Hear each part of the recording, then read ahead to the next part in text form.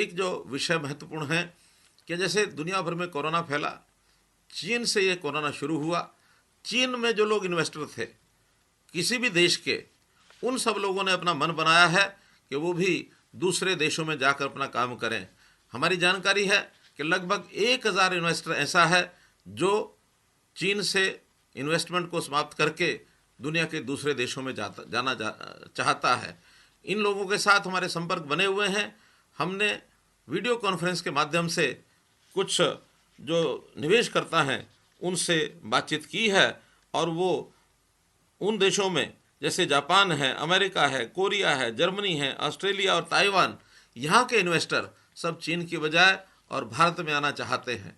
भारत में विभिन्न प्रदेशों में जाने की उनकी इच्छा हो सकती है, लेकिन हरियाणा में चूँकि हमने एक वातावरण अच्छा बनाया है, ईज़ ऑफ डूइंग बिजनेस का एक वातावरण यह बना है जहाँ दुनिया के सब देश इसमें कंपटीशन कर रहे हैं, वहाँ हरियाणा भारत में भी कंपटीशन कर रहा है कि हमने ईज़ ऑफ डूइंग बिजनेस में अपने देश में जो हमारा 2014 में 16वां स्थान था उसको हमने सुधारा है, ठीक किया है और अब हम तीसरे स्थान पर पायदान पर आकर खड़े हुए हैं।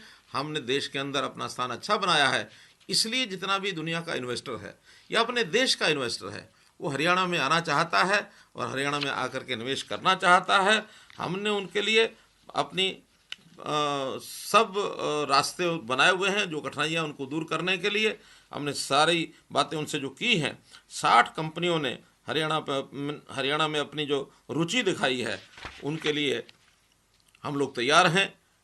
हमारी जो एजेंसियां हैं, इन्वेस्ट इंडिया, जेट्रो, कोटरा, USIBC,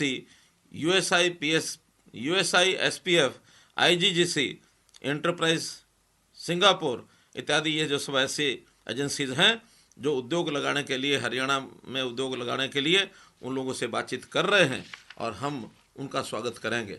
मित्रों, हमारा ये उद्योग इसको कैसे फलते फूलते हम आगे बढ़ाना चाहते हैं।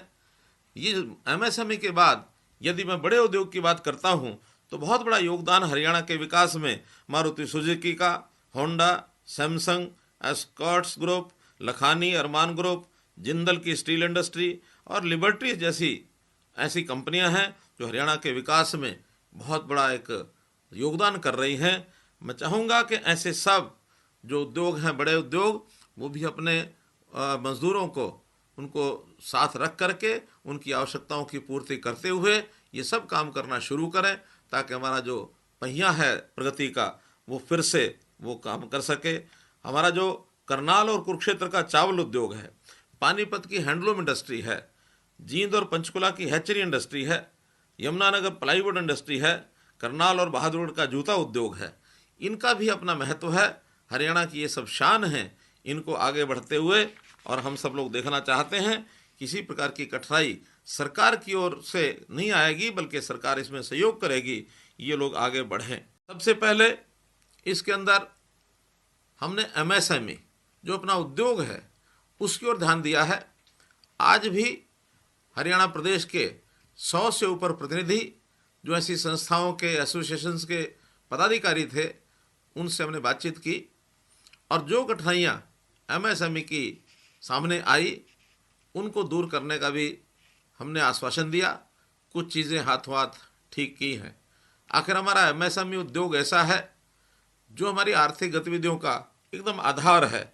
अगर मैं इसको कहूँ कि MSME, भले इसको कहा जाता है कि ये मध्यम, सूक्ष्म और छोटे जो हमारे उद्योग हैं उसका नाम है, जिसको MSME medium, small and micro enterprise, ये MSME कहा जाता है। लेकिन इस MSME को मैं यदि ये कहूँ कि हमारा main structure for mobile economy, ये इस प्रकार की संज्ञा देना मुझे उचित लगता है। तो MSME को हर दृष्टि से आगे बढ़ाने का काम हम कर रहे हैं। इसके अंदर बहुत से हमारे मजदूर भाई वो भी काम में लगे हैं। हमें पिछले दिनों में जैसा जानकारी है कि हरियाणा से बहुत से मजदूरों का पलायन होना शुरू हुआ। जब से MSME को शुरू करने की हमने बात कही, तब से ये संख्या कम होने लगी और हमारा उद्योग शुरू होने लगा। लोगों ने पलायन करने की जो बात थी उसको कम करना शुरू किया है। और अब इस समय श्रमिक और हमारा एमएसएमई का उद्योगपति ये मिल करके काम को आगे बढ़ा रहे हैं। अब इस समय तक लगभग 13 लाख कर्मचारी ये अपने काम में लग गए हैं।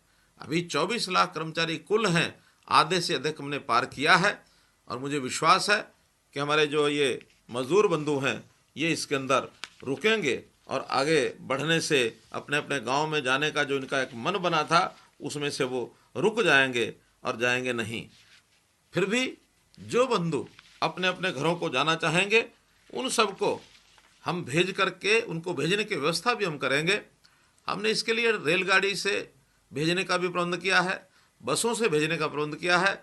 आने वाले 7 दिन में 100 ट्रेन से, चाहे वो बिहार के बंधु हों, चाहे मध्य प्रदेश के बंधु हों, चाहे पूर्वी उत्तर प्रदेश के बंधु हों, जहाँ दूर दूर स्टेट के लेबर के लोग यहाँ आए हुए हैं और वो जाना चाहते हैं, उनका रजिस्ट्रेशन हमने किया है। लगभग 6 लाख लोगों ने जाने की बात कही है।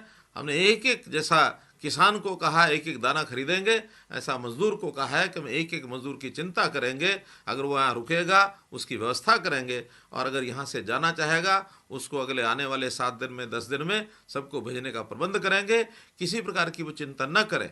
जब तक उनके घर जाने की बारी नहीं आती है हमारे रिलीफ कैंप्स में रुकें और हम उनको भोजन की व्यवस्था, उनके रहने की व्यवस्था समुचित हम प्रबंध करेंगे।